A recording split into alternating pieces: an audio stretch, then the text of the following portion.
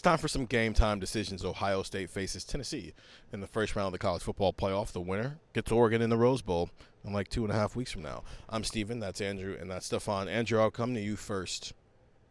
What do you want to see from this game? What's going to decide this game for Ohio State? Well, the obvious answer is out there for me, but I'm going to leave that one today. Good for you, man. I'm very, very interested in Ohio State's linebacking core, Cody Simon and Sonny Styles. I think that they have the biggest job of anybody on this Ohio State defense because, yes, we could talk about the defensive line and all the things that they can do in terms of stopping Tennessee's rushing attack because Dylan Sampson's a very good running back. They can kind of hit you over the head right up the gut, and that is exactly what Michigan did. And we saw as that game went on that Michigan started to slowly control the game and slowly control the game and slowly control the game. And then by the end, they just controlled the entire fourth quarter. That's up to the defensive line, but the linebacking core has a bigger job here than that game because Michigan was not a threat to throw the ball. Davis Warren threw for like 60 yards. Nico Iamaleava can throw for more than that, and he probably will. I would say that he certainly will, unless he gets hurt. So he's going to throw the ball, and Ryan Day and Jim Knowles and a couple other players have talked this week about not forgetting that he can run. And I think that's by design. I think they're noting that because that is something that they are emphasizing over and over and over and over again in their team meetings of, hey, if we blitz and we're not in our right gaps, guess what? He's going to burn us. And guess who's blitzing? Cody Simon and Sonny Styles. Sonny Styles is one of the team leaders in pressures this year. I think he's the team leader that's not a defensive lineman. So when you talk about where this defense can go, it's going to be up to them to, when they blitz the right gap, make sure you're getting after Nico, make sure you're attacking the right hole so you can go after him and just make sure you're not just kind of letting him free reign through. Then you got to cover the pass, too, and that's where Tennessee can burn you, too, because things are going to speed up real fast, and you can't get burned on play action. That's when Tennessee goes. So, yes, there's other things at play here. There's many things at play here that are going to decide this game, but the linebackers for Ohio State maybe have the most underrated job of the day, and that's what I'm looking for. What an astute point. They're probably getting stressed out the most by how wide the Tennessee can play at sometimes here. So that's a very good point. Stefan, are you going to take the offensive line? So I'm gonna kind of take the offensive line. I'm gonna talk about Chip Kelly specifically because we know what this offensive line is. It's a big question mark, especially on the interior. That's established at this point. So there's nothing that they can do that's just going to make me go, wow, like they just got way better over the span of 3 weeks. What if they give up no pressures and they run for 250 yards? The rushing yards, that'll make me change my mind. But if they give up no pressures, I think that's maybe not zero pressures, but something like that is possible if Chip Kelly calls this game the right way. Not everything has to be drop back, launch the ball down the field, on a curl route or post. You can get creative with how you get the ball out to these receivers. The offensive line, since the injuries, has not been great, but Will Howard does not get pressured a ton because when they do pass it, it's usually quick. Everything moves quick, right? There's RPOs. It's designed well when they do pass the ball.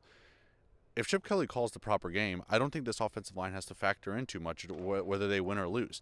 If he calls a game like he called against Michigan, that's when we start saying, oh, this offensive line has no chance against this Tennessee defensive line. That's a whole other conversation. If he calls the game the way he has when Ohio State's been at its best this season, it does not matter how that offensive line does because Will Howard's getting the ball out in a second and a half, 2 seconds. Everything's moving quick.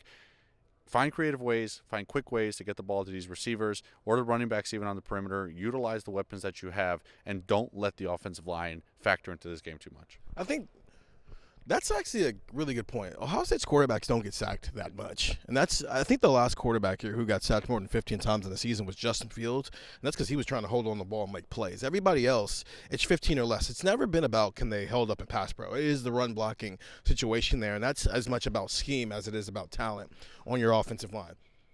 Okay, fine. I'll mention it as my thing. It's not my only thing. I didn't know I was going to get a chance to say it, but I'm going to say it. Ryan Day keeps hinting at a potential rotation at guard. I don't like it. I don't know if I believe it, but the fact that it's even an idea that he would even throw out there, even if he's trying to hedge something, I don't like it. And the reason I don't like it is we were just here, Andrew, a year ago where they overthought the offensive line because they were trying to correct some things, maybe some of which weren't even football reasons, but who knows. and we saw what the Cotton Bowl was. Now, granted, you're not down your starting quarterback and then losing your backup quarterback and playing a quarterback who's been here for 6 months. So the quarterback situation is a little bit different, but still, we were just here. So don't overthink the offensive line. Start 2 guys, trust them, believe in them, and as Stefan is saying, scheme around it. So I think the term, I think a lot of people are probably thinking what Steven is thinking, and Steven's not wrong to say that he disagrees with it, because I don't think a rotation is the way to do it either, especially at this point of the season. If we're talking about this going, hey, they're playing Purdue, and now they want to try a rotation. Okay. Sure. Try it now and then see how it goes, but this is the college football playoff. This is one of the best defensive lines you're going to see. I don't like the idea of a rotation. However, I think rotation could just be masked as we're taking Austin Sierreveld out of the game. We're putting Luke Montgomery at left guard because Sierreveld was not holding up. Montgomery's going to be our left guard. Hinsman's going to be our center. Chabola's going to be our right guard. And if we go down the field on our first drive and we score a touchdown and the offensive line plays well, we're not going to rotate. Why would you? They're playing well. Leave them in the game. So I think rotation could be code for if they're not playing well. Then I don't like that either, though. Well, if they're not playing well, you can make a change. I think that's the point. I think that what they're saying is here's our starting lineup, and we're open maybe a little bit more than we would be to changes. I don't know if it's going to be a strict you get 2 series. I think it's just going to be if we're playing well, we're just not going to take anybody out. I don't think they should do any of that. I think they should have locked in with 5 guys and then spent the last 3 weeks getting those guys as comfortable with each other as possible. I think they should start Luke Montgomery at left guard. I think they should start Austin Sierreveld at right guard. Whether they actually do that or not, that's not my decision. That's what I think they should do. I don't think you should go, and it's not that simple, obviously, but I don't think you should go, this guy's not playing well. Well, let's try this guy. That's you throwing stuff at the wall to see if it can stick. That's not what I was going to say, though. We just have to say that because we just learned that information. On Wednesday, you're seeing this video on Saturday. Which version of Ohio State's going to show up on Saturday? Because that's been a theme all year. They have not played their best football game yet, and that is both a good and a bad thing. Because it's a good thing because that game is still out there. It's a bad thing because you are running out of time to get it. You are not guaranteed anything else after this game. So, our best game would have been against Oregon in the Rose Bowl on January 1st. Well, that game doesn't exist because you lost to Tennessee. So you are out of time and trying to pull it all together, and this is the moment to do so. But also there's now this built-in variable of I don't know if any of us are sure if they're actually over the Michigan loss or they're just trying to convince themselves they're over the Michigan loss. And I don't know if we're creating that narrative or we're just going off of what we're seeing and hearing from guys. But I think we're going to see a lot from everybody in the stadium, whether you're talking about fans, coaches, players on the field, about how that first quarter goes.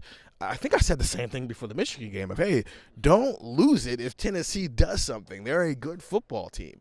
But are we really over it? Or are we kind of fake over it and we're just toughing ourselves through this situation? Whatever wins the game, man, I don't care which emotion it is. Just pick one and go win the football game. Because if not, we're going to be having a whole lot of different conversations over the next 11 months when we could be spending the next 11 days talking about a potential rematch against Oregon. Get the text 614-350-3315, 2-week free trial, $3.99 after that. Andrew, Stefan, Steven, first ever home college football playoff game, first ever game in December in Ohio Stadium. We'll be there. See you after the game.